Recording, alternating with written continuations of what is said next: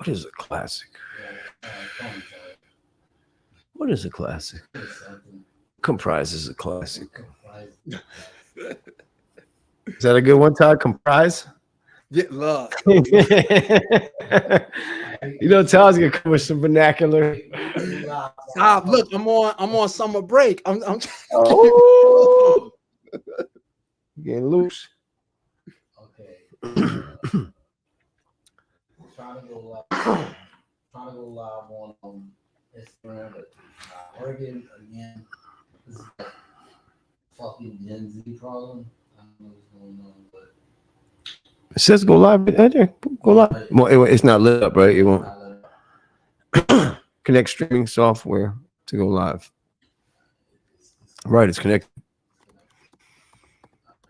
Try it again. Refresh. Let's try one more time. Third time's the charm. Yep, going live right now.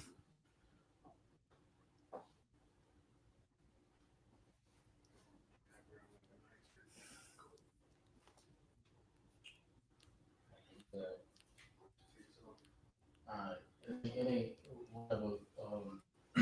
Instagram is great, so fuck Instagram. So we just gonna go live right now. Welcome back to another motherfucking episode of Stuck Off the Realness. As you can see, I got my boy ALC in here with me. You know what I mean? I'm right here. Thank you for joining me. Come on. Of course, we got the one and only Dr. Todd Craig. What's good with you? all right. Always good to be here. Al, what's good? Good to see you. Likewise, man. Todd, great. Yeah, long time. It's been a long time. But today I brought your fellas in here because for the simple fact that I came out here and we starting off the Mob Deep album. It's been a long time coming. You know what I mean? Happy to be here. Almost feels like home. We how much stuff we worked on in here. We worked on a lot of shit in here. We did a bunch of joints next door. Remember the studio used to be next door. Like we did waterboarding over there. Yeah. And we did black cocaine stuff over there.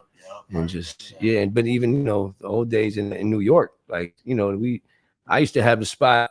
You remember, Todd? Like I always had the spot in the city.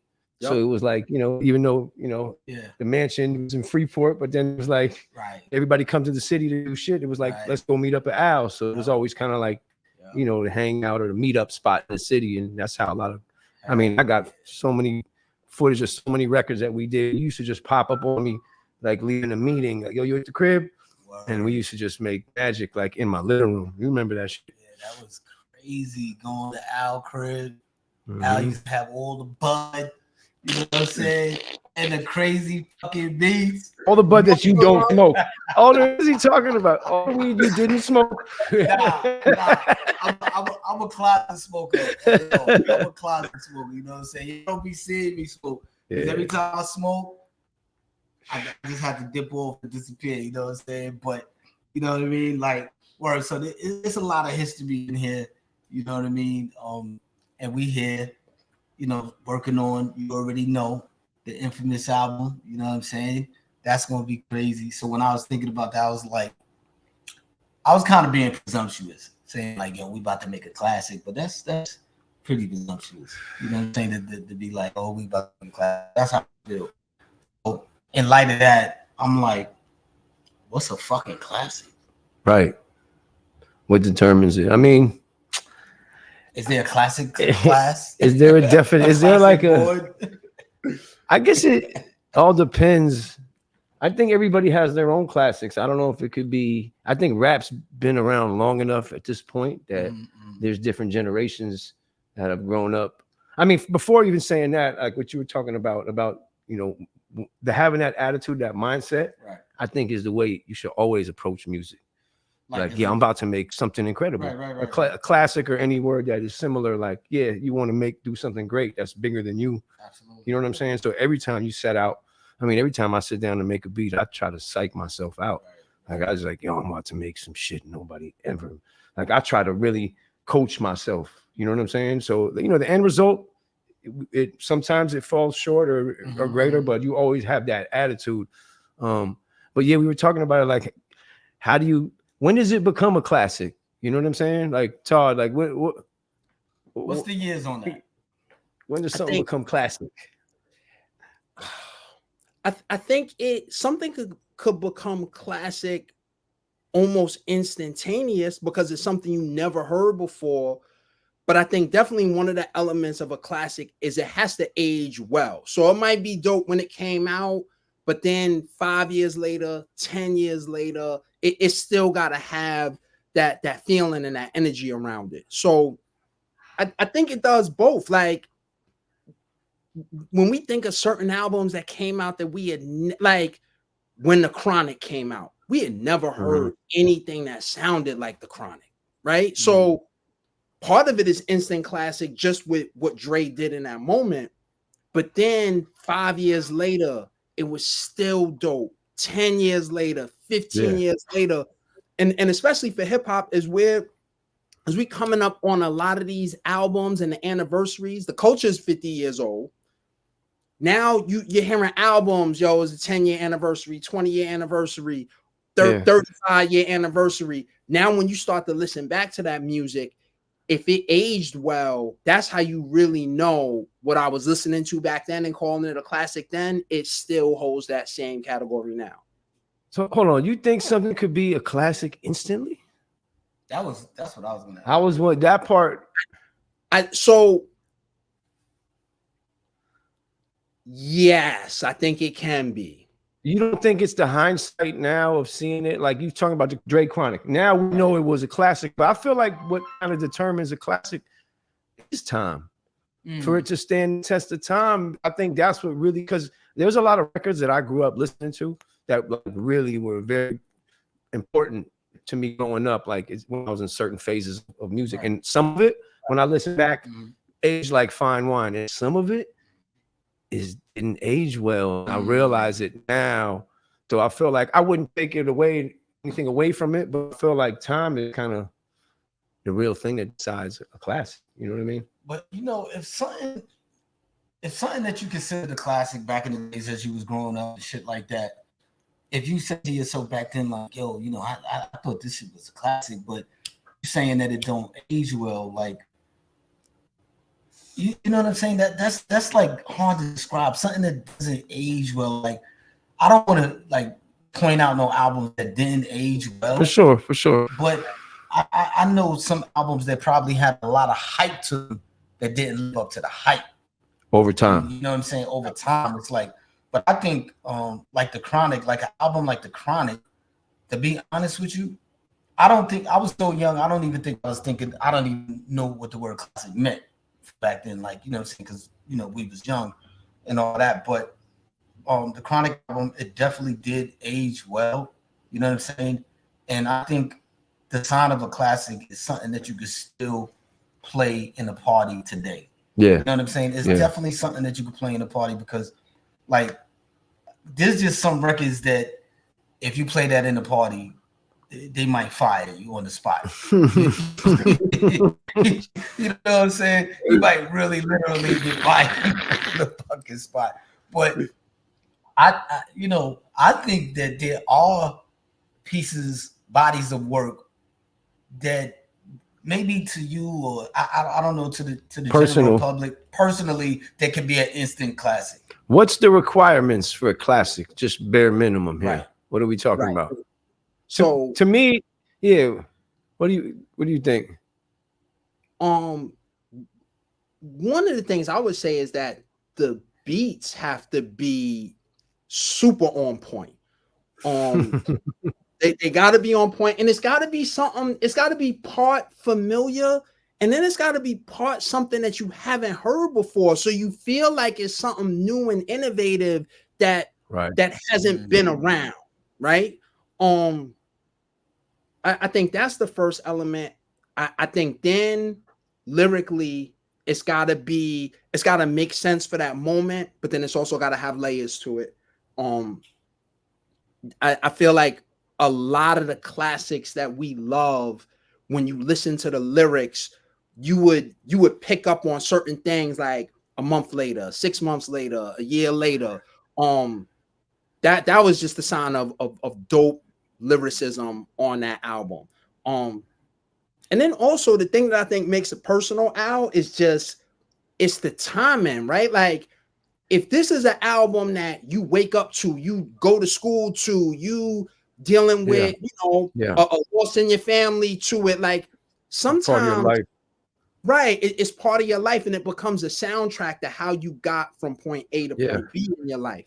And sometimes those might not be classics to the world, but to you, it's a critical album to what your development was life-wise. I think like we could break down like the really nuts and bolts of what makes something classic, like the sound of it, the actual attributes of it. But I think the most important thing is how it performs to the world, to the public. I think they really decide over time what is a classic, because the actual sound could vary, just like what makes a hit. You couldn't really describe it, or everybody would be at home with their hit machine just running shit through it because this is a hit.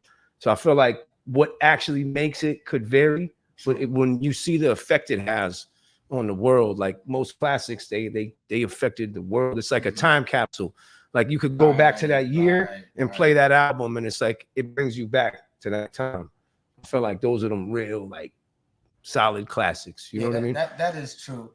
And you know, we was joking earlier about like what makes a classic. Is there a classic board? Is there is there like some kind of organization that says like this is a classic, that's a classic?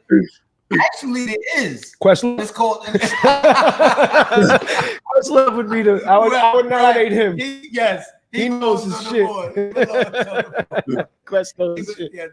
Shout out to Questlove. Shout out to Questlove because he's definitely curator. Yes, of he knows his shit for sure. He's like he would be on the board if I would nominate him for the board for sure. He would be.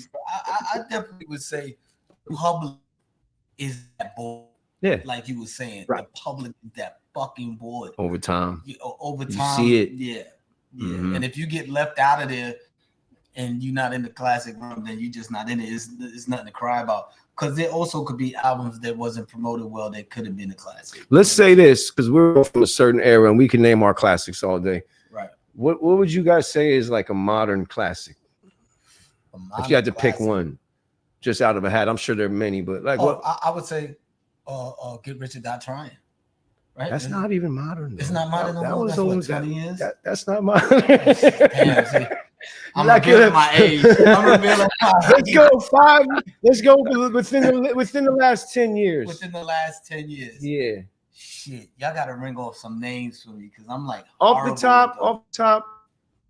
I would say Kendrick's first album, Good Kid, Mad City. I feel like we could say that's a classic album. That might have been a little more than 10 years. Yeah, but it's close to it's in the modern bag. Into the modern bag. For sure. I definitely would say that. Yeah, and I think there was one Future record that was dropped that I feel like, because you got to look at how it affects the world. True. You know what I'm saying? You got to sometimes put aside what your personal taste is and really analyze. And I love all the shit. I know we all do. We all people might think because of the type of beats we make, or I don't know about you, people always like kind of typecast me and they think I only like one style. I like everything. I'm stubborn when I create, but I love a lot of shit. People would be surprised. You know what I'm saying? And that's a fact. Like every time, people like what you listen to, and they probably don't believe me, but I'm like, yo, I fucking listen to it all. For real. To be honest, the only thing I probably don't listen to is like metal. You know, I would say country. You got some country in your playlist. They actually starting to mess country with hip hop now. I'll take metal over country, man. You'll take metal over country? Yeah, I like some metal's hard. Like we listen to suicidal. You gotta let me. We listen to Suicidal Tendencies. That's not metal, but it's like hard. Hard. Some of the hard stuff I can relate to more than that. I'm not gonna shut myself out of the metal. Yo, you know my least favorite instrument, son? What? Acoustic guitar. Really? I don't like acoustic. Like if I hear a record got acoustic guitar, I skip it. It just don't sound like if you get a loop that has acoustic guitar, you win. If you get a good one though, you can make it pop. Yeah, it's tough. I don't like the way it sounds, man. But we're weird like that. No. That's such a fucking fact. As soon as I hear the strumming up the thing, I don't like it. I fucking skip it. You know what I'm saying? But imagine how many fucking ill loops we could have passed up if they paused. I know. But you know what? Like, you saying how you listen to everything. Yeah.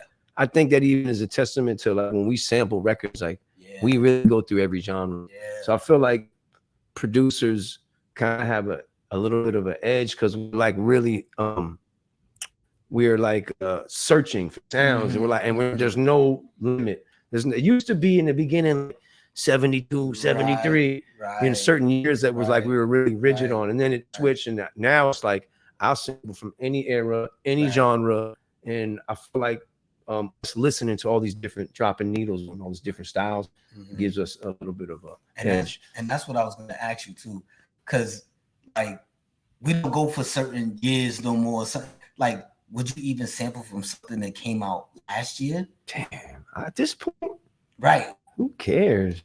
That's what I'm saying. Yo, I remember hearing Eric Sermon saying that drums from So What You're Saying, which is one of my favorite beats of all time, was from a Soul to Soul record that was out like the year before that, but it was only on, it was a dance version that they only, they would make like certain dance versions on vinyl. And he said he was in London. He was in an interview. Shout out to Eric Sermon. He said that he heard it in the club. Soul record, right? It's a remix, but it was a record that had just dropped the year before. And that's like, my point is, it don't matter. Yeah, it don't. Really doesn't matter. Like, matter. Yeah. I be feeling kind of guilty a little bit though. So a little bit. Something that's just me. Yo, because I think my fellow producer is gonna be like, come on, that came out last year. What's the movie that Prince did? Purple Rain. Purple Rain, right? Do you remember the scene when there's a wedding scene and Sheila E's playing drums? Yeah. Go back and listen to that. You know what she's playing? What? That's something for the radio. The drums, Biz Markie. The drums though. Boom. They sampled that? They took it right from the VHS of the film. Go back and watch it. It's gonna fuck you up. That's why Marley Marl salute. Early on, this is before the internet, where you could go to YouTube and just grab anything. He took it off of VHS. Wow. Like one side of it. You know how it used to be you pan it to one side? Yeah. Wow. So like you could, you know, anything from anywhere. Anything goes. Yeah. Anything.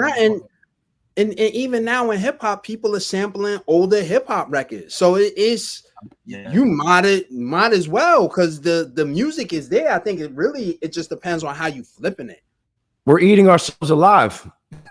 We're just eating our arm. Hip hop's chewing on his own leg. And that was the album, America Eats Us Young too. Yeah, it's all good. As long as it's tasteful, man, I'm all for it. You know what I mean? Nothing new under the sun. It's nothing new under the sun. So, you know, like when we started working on this shit, like I ain't gonna lie, you know what I'm saying? I'm biased. I'm like, yo, we about to make a fucking classic. The new album. Yeah, like I'm like, yo, because that's the bar like I'm setting for myself. How did you feel, just from a fan question, like when y'all did the Infamous album, did you know that you were making a fucking classic, or were you guys just no, hell no? First of all, I barely knew how to Can produce. I say that was a classic? So you don't have to say it. I think that goes without saying. Right. Yeah, that's album defines a classic. Like you made a classic album. So thank you. Yes. But let me just say this thing. I was a new producer, barely knew what I was doing, but the heart was there. Like, you understand what I'm saying? The heart for it was there. And I just figured it all out. And you know what I'm saying? To answer that question, like, did I know it was a classic? Hell, it just felt good. Yeah, you know what I'm saying? And you know, a lot of times I used to be like standing our music up to the music that was out, and I'd be like, damn, yo, do this shit hold up? And it was a lot of tough that was out at the time competition out there. Like, you know what I'm saying? Like, you know, Biggie's, what's that? Ready to Die was already out. And just from a production standpoint, it was Pete Rock, Premier. You were competing with the GOATs. Yeah, you understand what I'm saying? Yeah. You know, looking back on it. But if you think about that too much, you're gonna fucking fail, right? He wasn't thinking about it. He was just cooking. I wasn't paying attention. But the music that was out, I wasn't thinking about the producers that was making the records. I was just thinking about the records in general. And I was like, okay, yeah, this shit is dope, but you know what I'm saying? Like, we just gonna make what we make. You know what I'm saying? I never really try to compare ourselves to anybody else, but I didn't think the Infamous as a classic when we made it. Okay, I definitely didn't. But then, at what point did you realize this shit is a fucking classic? I would say like maybe 15 years later. A year later, you tour. You didn't realize when you guys were touring. I just said, It's God, crazy. I just it's a dope fucking album. You know, because when you're still active, you still got more shit to put out. I mean, but it's safe to say that album changed your fucking life from there. Because Juvenile Hell made a mark, but it was like once Infamous came, it changed rap. Yeah, That's why what kind of defines classics. I feel like you guys changed the sound. Like yo, there's a style of rap. When, you know, we would go do shows in Paris all the time. Yep. They hipped us when we first went out there that they said the Hell on Earth album was so influential in Paris and France. They said there was a whole genre of French rap at the time that was inspired specifically by the Hell on Earth album. It's crazy. And you think about those beats, they were real dark. And when you go out there, it's like it kind of makes sense in a weird way. But I mean, you guys were they a little wild in Paris. You know? Some of our best shows were in Paris. I mean, right? I think probably 50% of the best shows is in motherfucking Paris. My best shit ever was in Paris, man. Like France. They really put it up there, right? Like in Paris, like it's. I always tell people, yo, you can. I can never describe the audience in Paris and the love that they give. Yeah, pictures don't show it. Right. Videos might show it. That's nuts. Until they actually fucking be there in Paris, and you have these people like really fucking with you, like almost more than fucking the U.S. sometimes, more than the States. You know, like they fuck with you all body. Yo, the time I went to Paris, I was out there just after y'all had left. It couldn't have been like a month after y'all left, and I was out there, and just like the love of the music and the love that I got from people, like people were rhyming to me. I was like, it's in French. I don't know what you're saying. It sounds crazy though. But the love that they have for the music out there is top notch. Yeah, it really is. It's a different level. Because I think in Europe, they're curators of art, period, right? They're older than the US. So, you know, you got shit like the Mona Lisa and, you know, and other famous paintings. They're curators of art, period. Yeah, across the board. So when they hear our art, they're going to curate it. You could come out there with 20-year-old songs and they are bumping that shit straight like up. They listen to it every day, like it was yesterday. Yeah. You understand? That's kind of one of the dope things in Europe.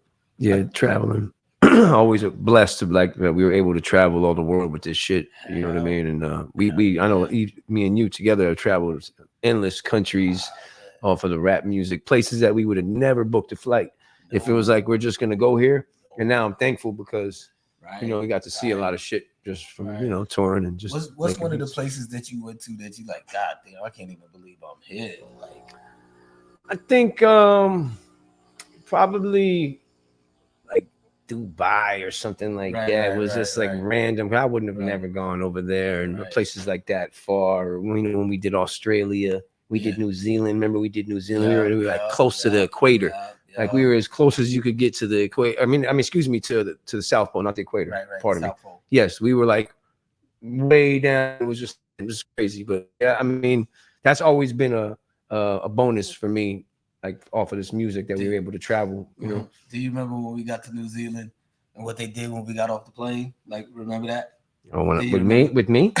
Oh no, I'm not talking about that. Well, tell me the New Zealand. Oh, when they met us in the airport and was doing the dances. Yeah, they was doing the dances, and I think they gave us some beads. Yeah, the Maori tribe. Yeah, the indigenous tribe out there. They like hold the whole place. They meet you in the airport. Yeah, like you have to get their blessings to come out there and perform. You do. So now speaking of, we went to the temple. You remember we went to the temple before we could go to the hotel. We did. We were like tired. We had the long flight. We said, "Can you just take us to the hotel?" They're like, "No, nah, we have to go to this." Thing. We're like, "Well, we're just gonna go to the hotel first." They said, "No, you can't."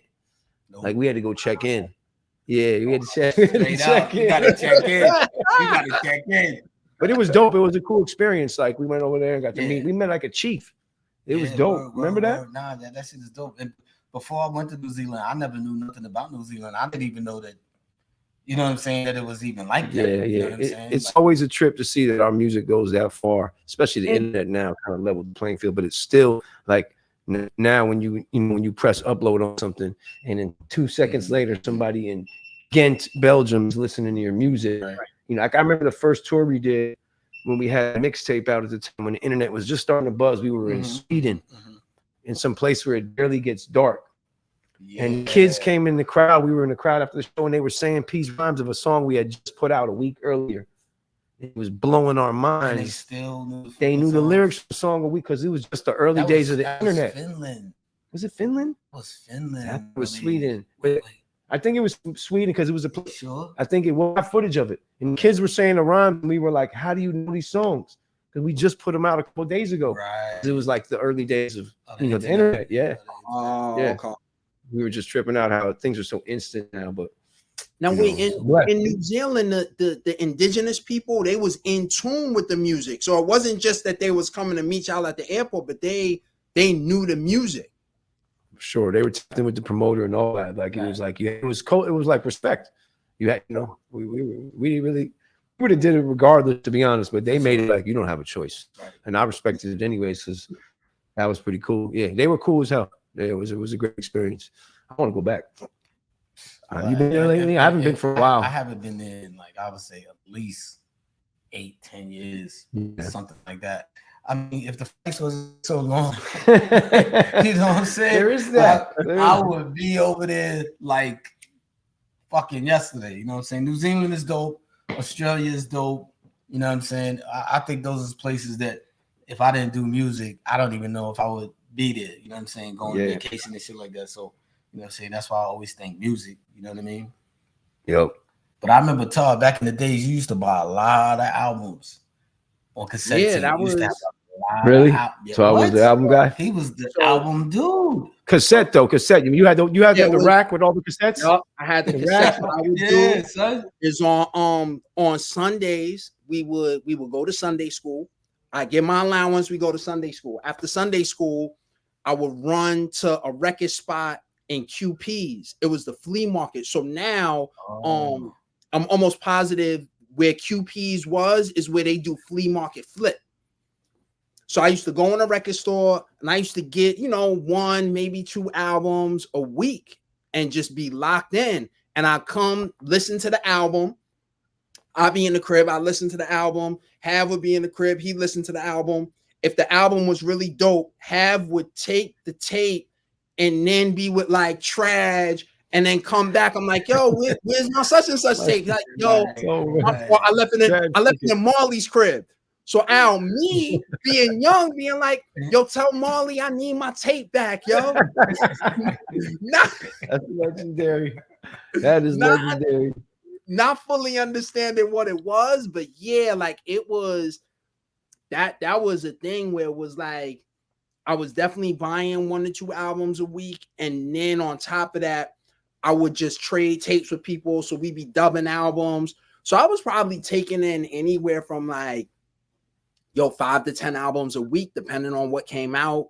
You remember back then when you bought the tape, like you had to take a chance. Sometimes the shit wouldn't be dope, but you were like, damn, you had to buy. You remember you had 2 choices. You go and buy 2 albums. There was no like we had like Yo MTV Raps and a couple ways that we could hear some songs, but you never really knew if the album was going to be dope till you took it home and bought it.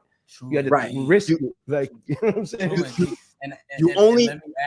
Let me add to that. Hold on, not to cut you off. There are plenty of albums that I bought that the only dope song on it was the fucking single. Yes. Word. Early day, you were like, yo, where's the rep? What the fuck? Like, I want my money back. Yep. You know what I'm saying? Then you go where you would wait because it was Yo MTV Raps, and then we had Video Music Box with Ralph McDaniels. Shout out to Ralph McDaniels for holding us down. For real. You would either wait for the second video, or if you saw Ralph was somewhere live and it was show footage and the show footage of the song sound dope, you'd be like, all right, let me try. I'm gonna take a chance with that one. Yeah, I remember this group Positively Black. They had a single called Escape from Reality. And I remember like just seeing it on either I think it was Yo MTV Raps, and then going to buy it afterwards. And I got hip to a lot of things like that. Maybe even it was cool. It was cool. Some of them was good, like Granddaddy IU. I got hip to him. He was from the group. No, but I saw his video first. Okay, There was no outlets. I lived in LA, so other than 1580 K Day, which played a lot of, they would play some New York stuff, but I would have to get hit from like, I would see a video and go by the album. But his album was hard. He had the U is Smooth. Like he had a lot of joints on there that I liked. Diamond Shell, same thing. Yeah, Diamond Shell. Like Biz I thought he was like Biz brother. Biz did all the beats. Album was crazy.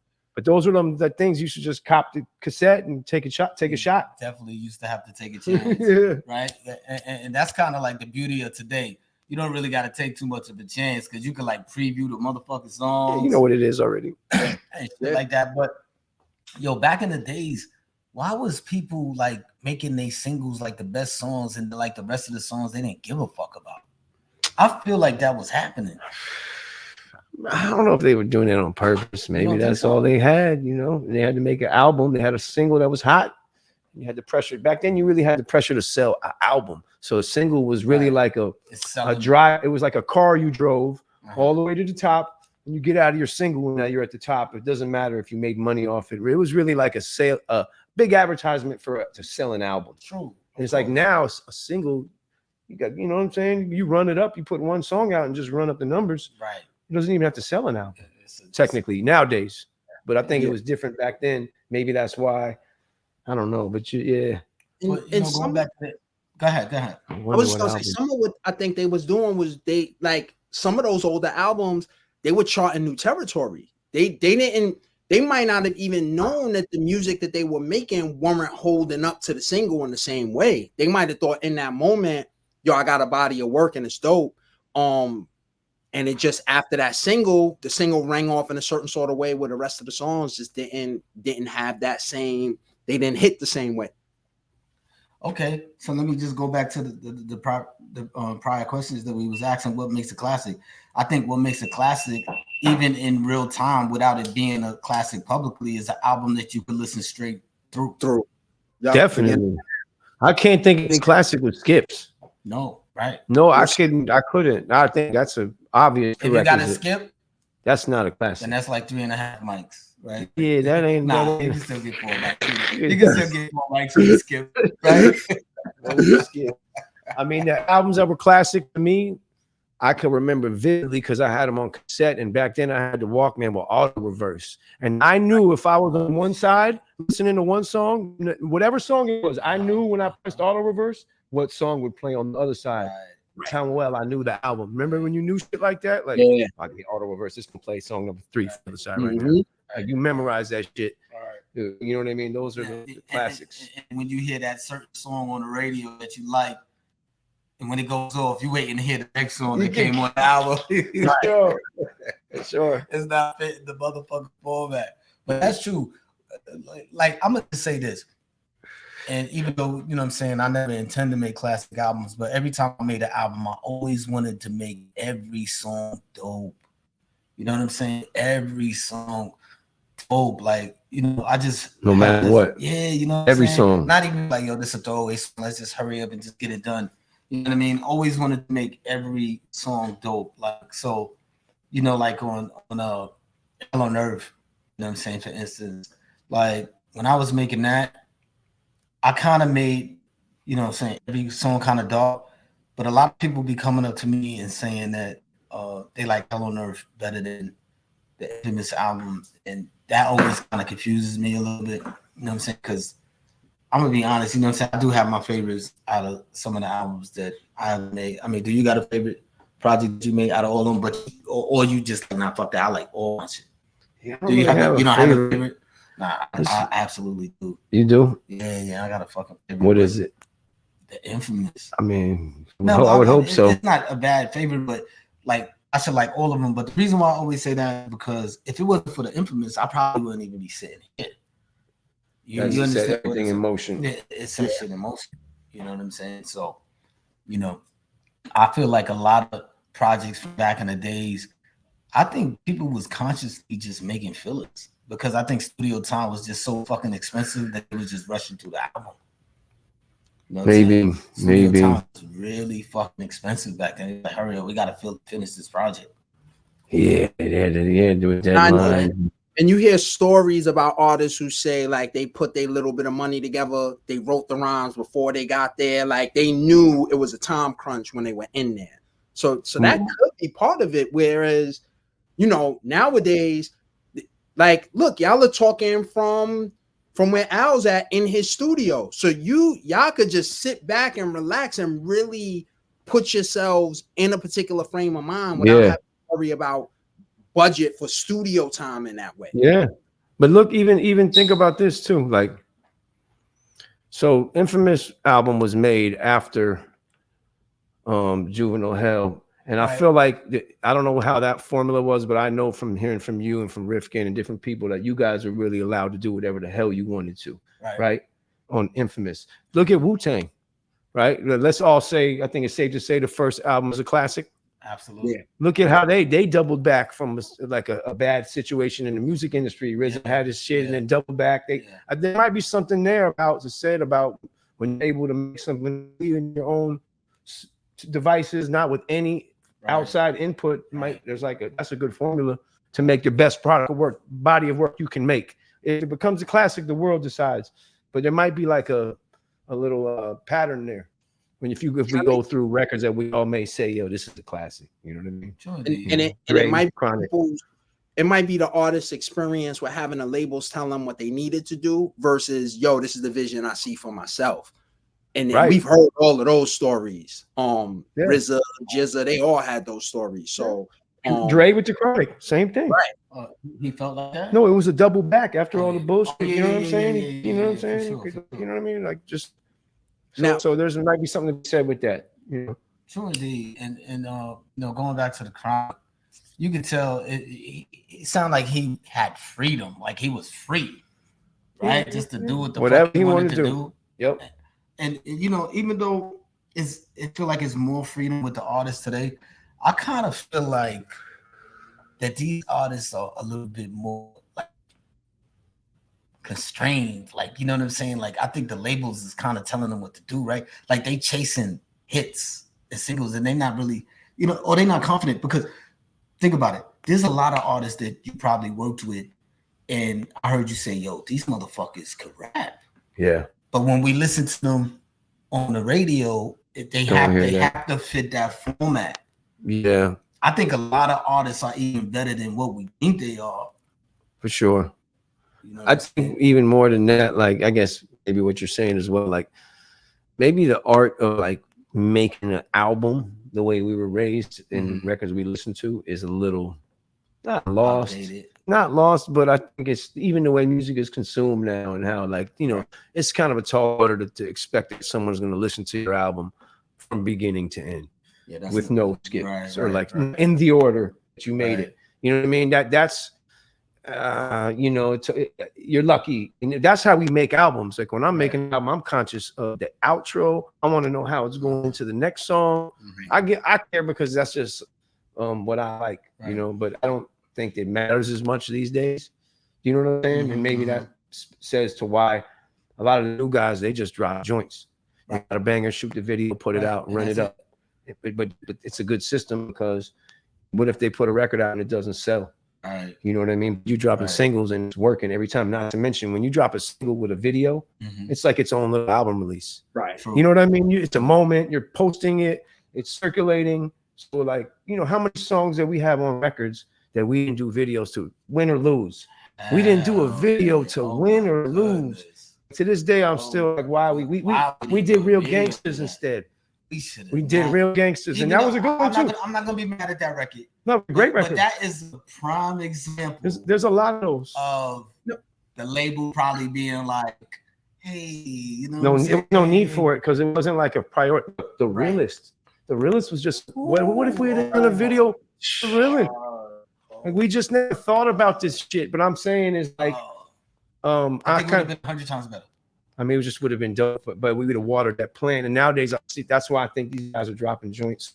And they're not like maybe fixed fight to sell records. You know what I'm saying? Let me ask both of y'all this because I think y'all could both answer this question because this is something I was thinking about as well.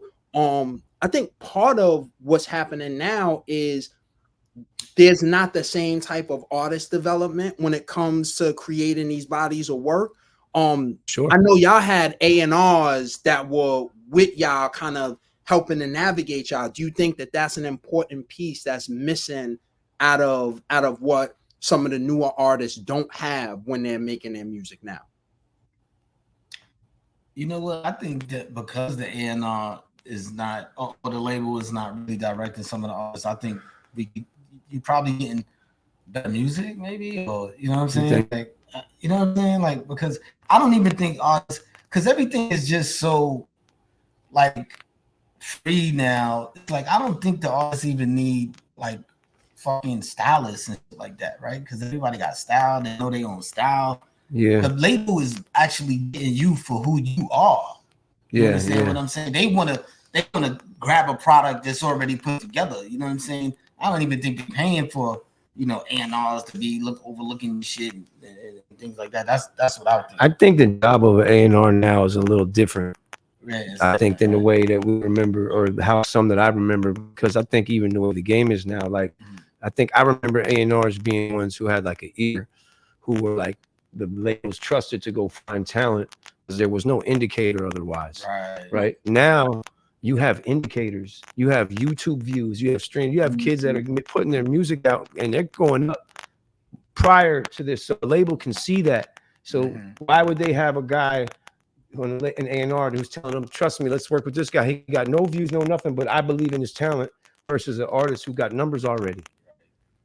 So that's where that started getting lost. There are some labels who are now going back to the old formula, and I fuck with them. No, ones who are going back to the, let's find some talent, man. Enough with this numbers thing, because look at how a lot of these artists with big numbers can't fill an arena, and their tours are getting canceled because the numbers reflect that they should, but it's not real artistry and not a real fan base locked in. So you know, there's a lot to be said there, but you know, and to tell you the truth, some of these major artists, you know what I'm saying, I don't know which one or who, but I heard that like a lot of the streams is fake.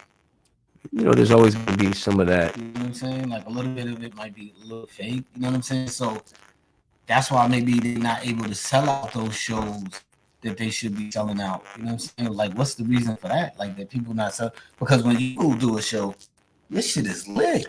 I would, let's say like a Larry June. But I mean, let's use Larry for an example. He has a real fan base. He's been 6-7 years building it up, and he can do 3,000 to 5,000 people through the whole United States for a month and a half. And it's like he took time to build that, so his numbers reflect his stream. It always is true. He built it up. It's not a fluke, because you could also have numbers because your song is hot. But the fans don't love you. They just like the jam. You got a bop. You got a hot song, but you may be, and that's never what you want as an artist. You don't ever want your song to be bigger than you. You know what I'm saying? It's a good problem, but it's a problem. That is, and so I think it's just a difference in that. I mean, I don't know. That may also affect why maybe there's not as many quote unquote classics. But I wouldn't be the one to decide that. I would like to talk to some of my young homies and get their opinion on shit. Like, what's a classic to you? Yeah, like, some of my friends who are 25 or 30, like, what's a classic to you? They may have a different opinion than us. You know what I'm saying? That's a good question. Yeah, we have to do a part 2 and bring some of the young homies in. Get some of that, you know what I'm saying? Hear their opinions. I want to hear what they say. Because that's true, because I really want to fucking know, right? Because I might be like, oh shit, okay. It'd be interesting to hear. It would be definitely interesting to hear, and you know what I'm saying, like, to them, what makes a classic, like, or do they even listen to older music before them? Like, do they study it?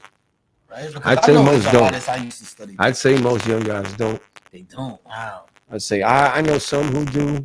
I don't think it's I know we did a lot. I always wanted to know what came before me. I was like thirsty to find that shit out. Like what my favorite rappers, what they were inspired by, or producers, just to get the lineage and understand it. Because we're all playing a part in some shit.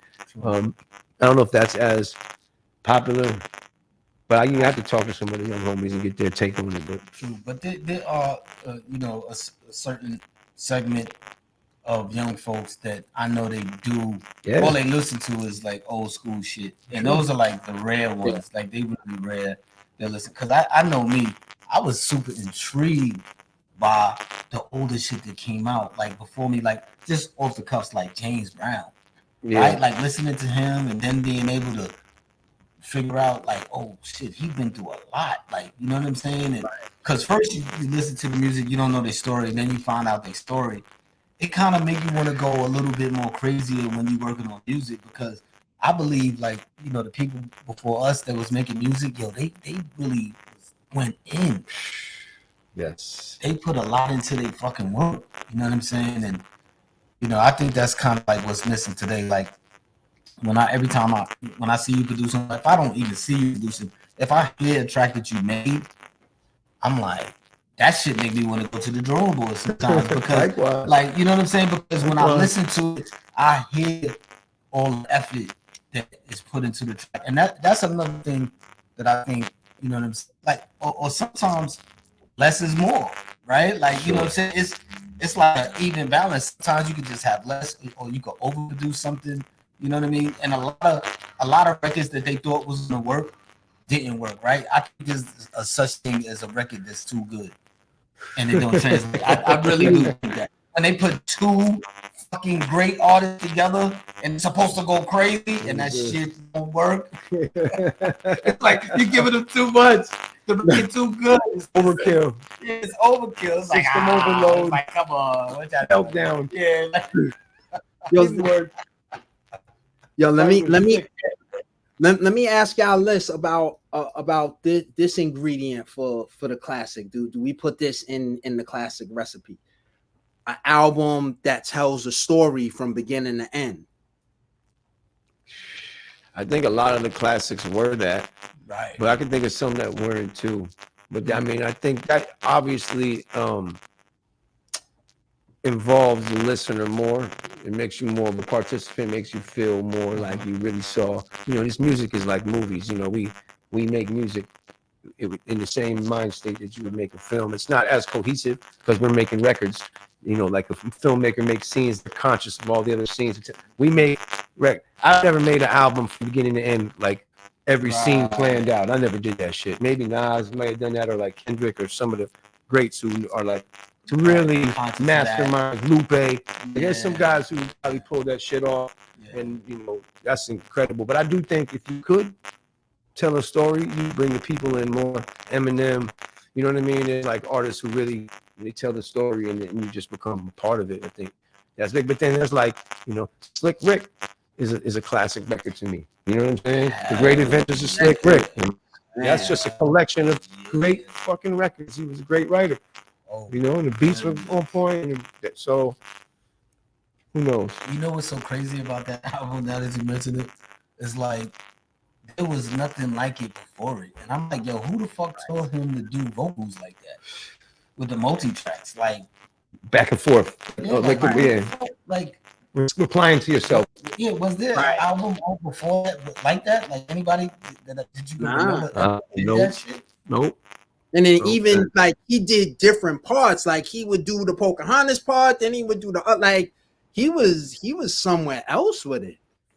Yeah, he talk about style and like swag and all that shit. He's like one of the main inventors when it comes to the rap. You can go back to Ramel Z too, and it's the same thing. That loose. It was like you can hear it in Scoop, you can hear it in Be Real, you can hear it in so many artists that came out. Like Slick Rick is just an inventor of sauce. You know what I mean? So shit like that where it just changed the whole game.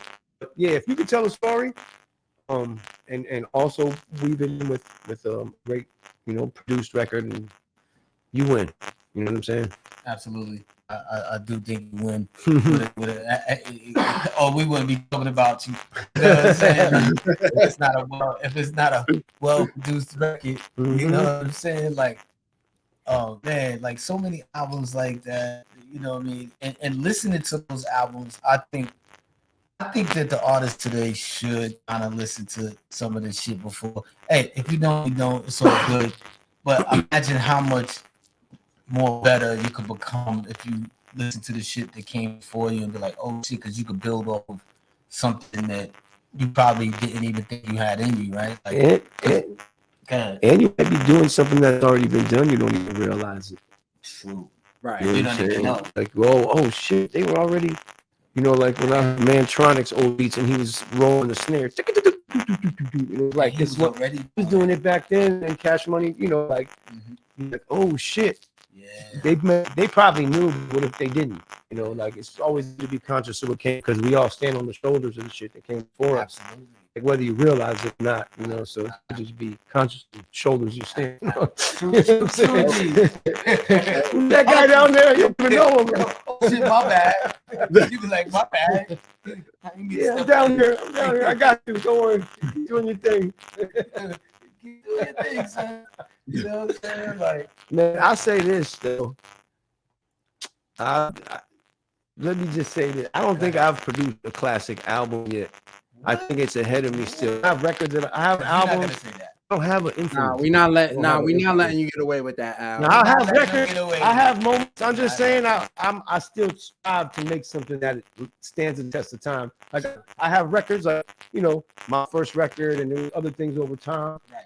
Like a lot of people love the Currency record Okay. that I did earlier on, but I'm like Right. I still am striving.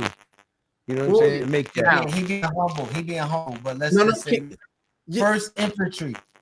First infantry. So Right? have you went to First Infantry? I was gonna go to Return of the Mac. The Mac. Yeah, that's a classic. You like That was the beginning of it. That's a classic. You Yeah, that was That's not the first full album you produced, right? outside of my album. That was Right. the first full thing. Right. Yeah, and And that shit just was different. if you remember, that was right after we did the G Unit thing, and the G Unit album came out, and it did good, but it was like we were happy, but it was. I remember P sitting back going, "I got to show D man, and we got the streets on fire still," and he really was on a mission at the moment. And then we were sitting there talking, and he was like, we were talking about his old jewelry. Remember, he used to have the Mac. I don't know how it came up, and we saw a picture somewhere, and he had the picture with the Mac. He's like. He said, "Yeah, son, he used to have a gold clip that came out." Yep. And I was like, "Whatever happened?" He's like, "I don't know." I said, "Yo, we need to go back to that era." And that's how we decided to name it Return of the Mac. So then when we had the name, I was like, "Yo, I could just use," because it was going to be a mixtape. So I just started going into the files of the blaxploitation films because of the name, the Mac. So that's why a lot of those records we used. And it was like P at that time, we had got to the point where he was starting to trust me, like you know, like how you had it. It was like 80%, and maybe 10, 20% of the time, if you had a beat for him that you thought was ill, he didn't see it. Like 90% of the time, if you said I got something ill for you, he agreed. And it was getting to that point then where I was like, pretty much everything I pulled up, he's like, yeah. And that's how we just did it quick. So, That's so fucking crazy. Yeah. Yo, I wish people was here for so many fucking things. I could write a whole list. Straight up. One of them is definitely like just finding this out that that's how you named the fucking album.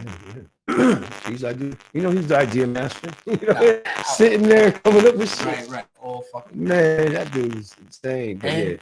And there's certain words that he said on records. I'm like, yo, what the fuck did you say? That I don't know which word he said. Like, I'm like, yo, what did you like? You know what I'm saying? Because we don't have the words on it, but there's some words that I wish some days I'd be like, yo, P, what did you say on that part? He used to break rules. That's why I loved him the most. He was like, got laced with big gas down to Santa Barbara. Just do it to Marbury so he could rhyme it with the Mar. Like, he knew how to say it. He was just wanted to be unique. Look at my chain. Look at my anklet. Right. I used to laugh at him. You ain't wearing that anklet, man. He's like, you know, I'm just trying to right. He's different, man. He was different, and definitely, you know, I know it sounds cliche-ish, man, but he definitely was one of the best lyricists around, man. Like, he was literally, man, like, you know, I ain't gonna lie, I'm guilty of this. I didn't really know how good he was. You understand what I'm saying? Like, I really, you know what I'm saying? But if I would have let that sink in too much, I think I would have been what's the word? Like, you know, when you like when you're so conscious about some shit, like I would have been out. Yeah, I think it would have fucked me up, and I just would have been hiding in the corner writing my rhymes. So I didn't really pay attention to how good it was until, you know, I started seeing everybody just bowing down to his feet. Like, I'm like, yo, yeah, son is dope. Like, but then when I sat down and really fucking listened and just listened to what he was saying, I'm like, yo, this guy is fucking nuts. Like he's fucking incredible. It was that infamous album. It was that clear change. It was like you saw it when you were telling me. It was a clear change. Like something snapped and he just turned up. And It's like, what the fuck? Nah, It's a but crazy arrival. Like, oh, but not if you listen to it. If you listen to Juvenile Hell, you could hear the point where P made that turn. I'm gonna tell you exactly where it is. Listen to Hold Down the Fort. The way he rhymes and Hold Down the Fort, it's like go back to that. What P is that? Like it, the go back whole to that. like the way he was hesitating, dragging different lines, his whole flow. From the block. Who is it, Don? Yeah, you gotta go back. I gotta go listen to that. Yeah, when you listen to the whole album, but then you listen to Hold Down the Fort, you can see it's like, oh, they did this. This was towards the end of this album, right? And on the way to what the infamous part. Then I remember later hearing A Black Patty Shop, and that's when you hear it too. Like, damn, he was arriving, like, his tone, his whole shit was like a new fucking person arrived. Like it was crazy. It really was, man. And Hold Down the Fort. That's like one of the first beats I ever produced. Really? Word. Like I think we had what did I have? I had like the ASR. Insonic EPS. I had the Insonic. Yeah, Insonic. So you could take the sample and go boom, boom, boom, boom. Pitch it down with the I was keys. like boom, boom, boom. Did you do Shook One's part 1 on that? I did Shook One's part 1. No, I might have. Yeah. I sampled in it, but I wasn't playing with the keys yet. Oh, okay. I just was like being safe and just doing one sample because I just learned how to make beats. So I said, okay, this is the loop. Put the fucking drum drums on it. Who showed you how to use the EPS? Prodigy. How did he know how to use it? Because that's the original ASR 10. It was before the ASR 10. I don't know who told him how to do that shit. Like when I went to his crib, I was like, yo, can you show me how to use this? He must show you but then how did you learn the MPC? I just learned the MPC by probably like, maybe Lost Professor. Whoever was around, just show you some tips and go. I never read manual. A manual. It's right. How do you do this? That's all I need to know. Just show me how to sample. I'm off. That's all good. The rest of the shit you figure out on your own. For sure. But I will say this though. Sometimes I do feel bad because I remember one time I was making a beat, and this is like just saying like sometimes maybe you should read the fucking manual, you know what I'm saying? Because one time I was making a beat live, or you know how to do those like live beats in person and shit like that. Somebody see me working with the equipment, and they was like, "Yeah, that's what motherfuckers don't know how to work their own equipment," because I wasn't using all the features. Oh, God. Yo, but you know what though? I'm gonna say that to my credit, without fucking knowing all the features, I still came up with a motherfucking banger. What? You know what I'm saying? Because now your hands is a little tired and limited. Because back in the days, we only had like 3 seconds of sample time. Son. So we used to have to speed that shit up to 45 to get most of the fucking to speed the record up to just sample it. That's what makes you make a beat even better because limitations. Yeah, you're not free to do anything. For sure. You know what I'm saying? So that is crazy, son. Yo, son. I'm making the beat live and motherfuckers like it was some feature that I didn't know how to do, or you know what I'm saying, whatever. I never gave a fuck about because I'm just making beats. When I learned the SR, I didn't know what any of the words meant. Quantize, truncate. I had no idea what they meant. Just what does it do? I didn't know what any of those wave sample. I didn't know what any of that shit meant. Cut off. Yeah. You turn on the trial and error. Sometimes the problem is it freezes up a lot. You be in the middle of making a beat, it's just like a dinosaur. It's like a fucking old ass machine, but it's got a great sound. I made so many good ones through there, but yeah, it's just for fun. MP. I tried to buy MP online, like the MPC 60,000. But your formula now is great. I love the shit right now. It's cool. You know what I'm saying? Sometimes, listen. I was thinking this earlier too, because when I seen you working on the MP, and I was like, you know what? You know, all these new bells and whistles come out every now and then, and everybody just to go buy it. Oh, this is the new this, or this is this, or this is Fruity Loops. Let me get this. It really don't matter what you have. They all do the same shit. For sure. Yep. Find your voice. All do the same shit. Yeah. Either you a good beat maker or you're not. There's no piece of equipment that's gonna make you a better. No. Some people are tech people. So they're like, Right. they enjoy the different technology. Yeah. I'm like never that guy. I want to get to the finished product. Right. I want to get to the beat being done. Like, so by any means, like, I really don't care about that shit as long as I can, whatever I can get to it quickest. So whatever machine I know best, you know, like Large Pro, he's like a master of all machines. He'll bring a 1,000 over here, a 3,000, two ASR X. He's just like machine master, and get funky with all of them. You know what I mean? But at any given time, he'll have one he's really like getting busy with at the time. But you know, like that's my idol. You know, you as well. Like I learned so much watching Havoc, bro. Like, you know, sitting there in those rooms at the soundtrack, and you used to be in there making beats in front of 30 people.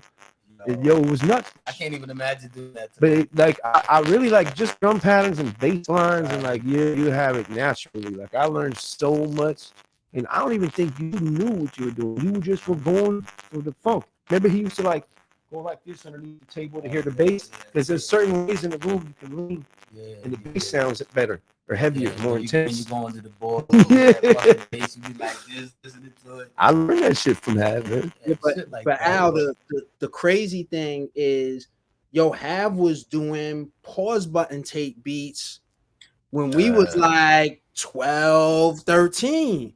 So it's been something that to see it now, it almost feels normal, because I think back and I'm like, yeah, well, that's what you was doing before. It make all the sense in the world. Exactly. It's just a progression of it. Right. But then watching him in the studio, and I remember the one time Hav was like, Todd, you want to learn how to make a beat? Come on. And I followed her, and then there was one point where he was like, I was like, yeah, nah, I'm out. So man, it's not what he does. He makes it look easy, but I mean, man, look, just listen to the Burn beat one time. Listen to the drum pattern and bass line and Burn.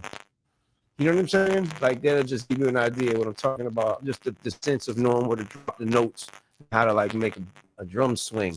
It looks easy, but it's decision making. Like we were saying, it's not always technical. Some of the shit I do is a one-shot loop sometimes, and the next thing I'll chop the beat up 37 ways. It really doesn't matter. It's really we're making songs. You know what I'm saying? So I learned a lot. You know what I'm saying? I learned a lot, and still learn a lot from you to this day. You know what I'm saying? I'm a life student. You know what I'm saying? And I'm not ashamed of that. I'm a life student. If I see some shit that is dope, and I'm like, oh yeah, I'll fuck with that. How you do that? Or I try to figure it out. You know what I mean? Because I'm always thinking of ways of trying to. Because sometimes I get bored with just doing it a certain way sometimes, and I want to try new styles. You know what I'm saying? And as a producer, you always want to try different styles, because all artists are not the same. You understand what I'm saying? All artists is not boom bap, or you know what I'm saying? And if you just get stuck just making boom bap all day, it's like you kind of limiting yourself. You know what I'm saying? Or if you get stuck in one tempo all the time, you limit yourself. You know what I'm saying? Because then when you finally try to make it, it's just gonna sound crazy, right? So I like the slow beats. I like the mid tempo beats. I like the fast beats. I got mad trap beats in my computer. You know what I'm saying? I think one of your skills is crazy that you still ain't done yet. I feel like you're gonna do an album with a singer. You make beats. I don't even want to call them R&B, but his sense of keys and chords for like some beautiful sounding beats, and shit, or even taking a simple beat and putting a melody on it. Like, I don't know. That's a goal. As a fan, I would want. There has to be right voice. Yeah, without letting any kind of cat out the bag. You got some. I think that you might get to that place before me, based on our prior conversations, but we not gonna say shit. But yo, that's incredible what you told me. We're not gonna let the cat out the bag. But how was that experience? I mean, I just, it's definitely something I always wanted to do, just because we're so wrapped out, and we do it. like well. We work with, I feel, some of the best rappers. So I feel like, damn, it's so, you could try to push artists to be melodic and get a different bag out of them. Or like working with Freddie Gibbs, who already has that bag to go in. And Sir Larry June, he can do a melodic thing and rap. But I feel like doing a project without rap is such a challenge to me. To just like, and it's so dope. Escape for a minute. Yes, it's a nice little escape. Let me ask this. This is not a topic we never touched. But do you think there's an artist out there that you probably could work with? Just, they're not here yet, or maybe you worked with them before that could kind of make you even better or push you to the to a certain higher limit? There's artists that challenge you. For sure. And to be honest, like I look forward to those moments when I can work with an artist who wants to put me beyond what I'm doing. Because it's like, to be honest, I probably won't do a lot of that stuff on my own. Right. And you're only gonna get, the same thing every day, you get the same result, you want a different result. Yeah. So anytime I like collaborate, I always get like a great result that I wouldn't have gotten. Like one day I was working, I went and DJ for him, and he was in town. And he was working at Dre's studio, and I went in there just to go see him. Right. And just so happened that I brought my equipment anyways, just in case. Right. But I wasn't going to work. Who pulls up when I'm outside smoking? Anderson, Pack. Yo, Al, what are you doing? Right. No, I just can't hang out with him. Bro, I got the other room. Come on. I got my equipment. Cool. Go in there. Right. Fred Rec comes in. We start jamming out, making beats together. Right. Next thing you know, M got to leave. They're like, his management comes in. Yo, we got to go. I'm like, I'm just staying, keep working with. Right. I stayed that night. We made 3 records. One of the records became a song that we got a Grammy for with Smokey Robinson. You know what I'm saying? And it was literally from one trip out of the studio to a different group of musicians and like bringing in some different energy.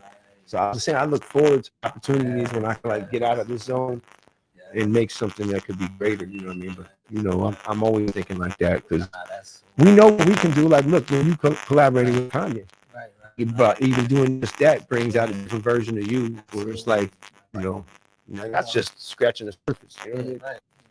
There's more to come. You know what I'm saying? But that's crazy when the thought of just work with an artist and they help you push the envelope and like something that I know that you can do it all anyway. You know what I'm saying? Anytime, whenever time calls, because you just had experience. You know what I'm saying?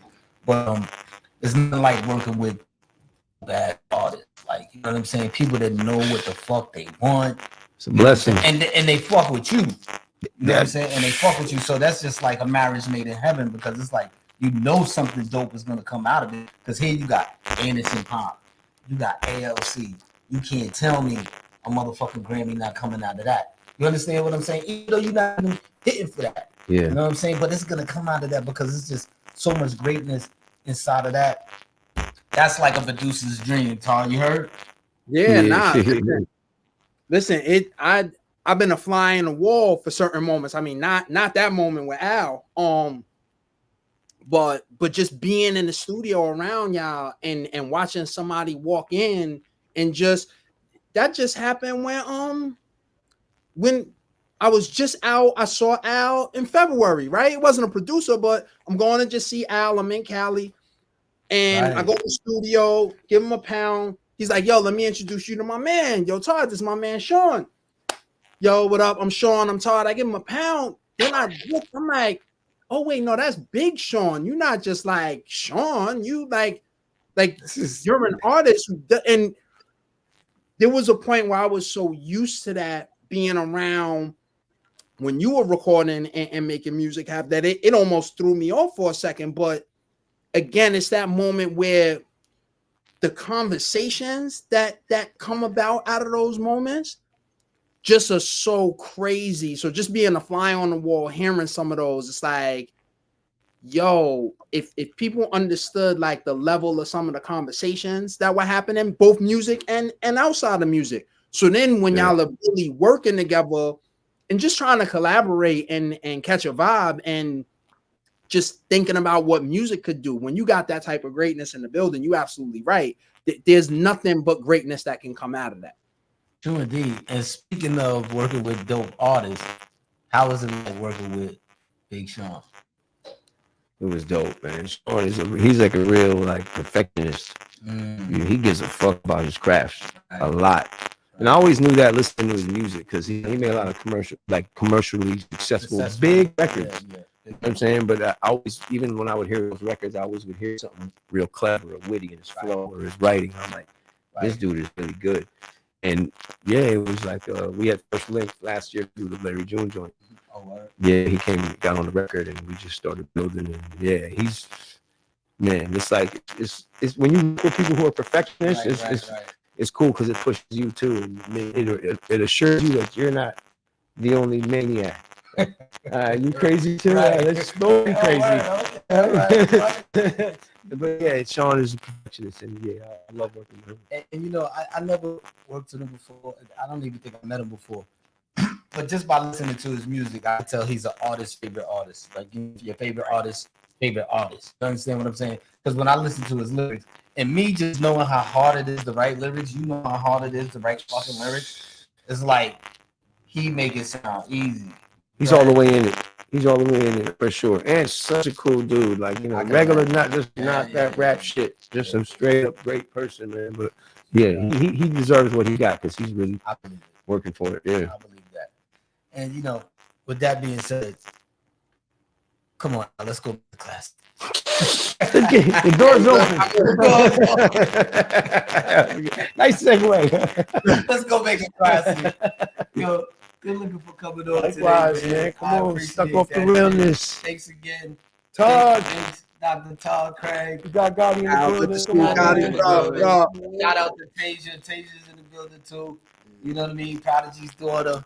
We're here. We all here, man. We about to go make a classic, despite what we probably said about it can't be a media classic, but fuck that. We'll break that rule. We gonna break the rules. Go back on our word. Yo, peace out, y'all. Thanks, Suraj. Another episode. We motherfucking out of here. We got work.